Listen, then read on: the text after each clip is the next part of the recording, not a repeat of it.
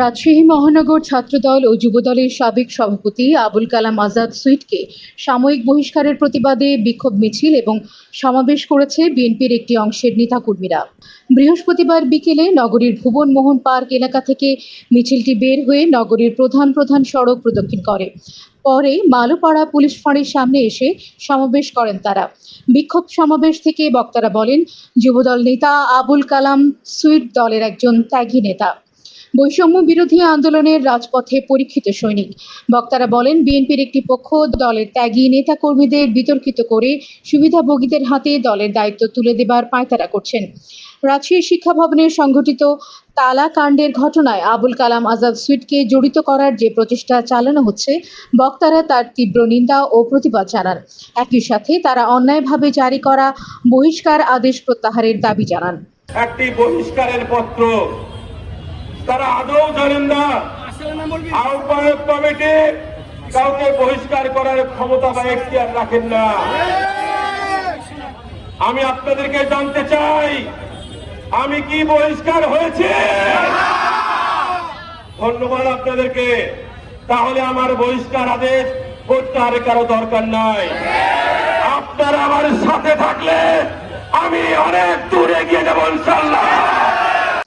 বোয়ালিয়া থানা বিএনপির সাবেক সভাপতি সাইদুর রহমান পিন্টুর সভাপতিত্বে অনুষ্ঠিত এই সমাবেশে প্রধান অতিথির বক্তব্য রাখেন শিক্ষাবিদ ও বিএনপির নেতা জার্জিস কাদেরী।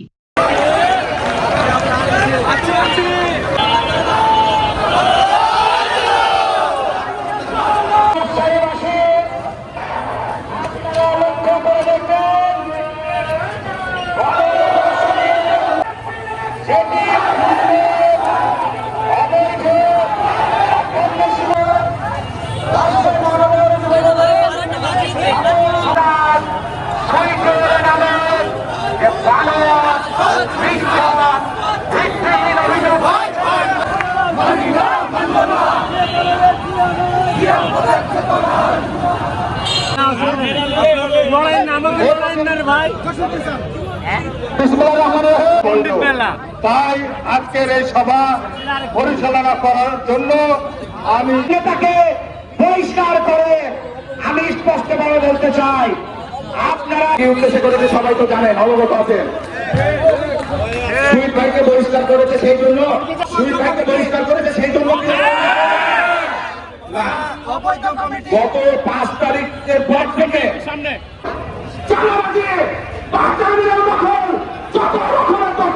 কি করে আজকে অন্যায় করেছে। যদি শহীদ ভাই বহিষ্কার আমি অন্যায় করলে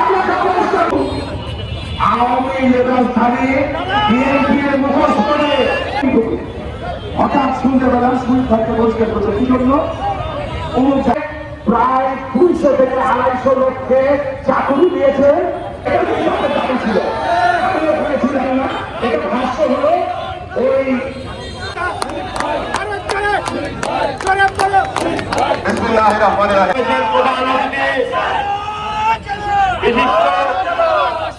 গভর্নমেন্ট ডিগ্রি কলেজের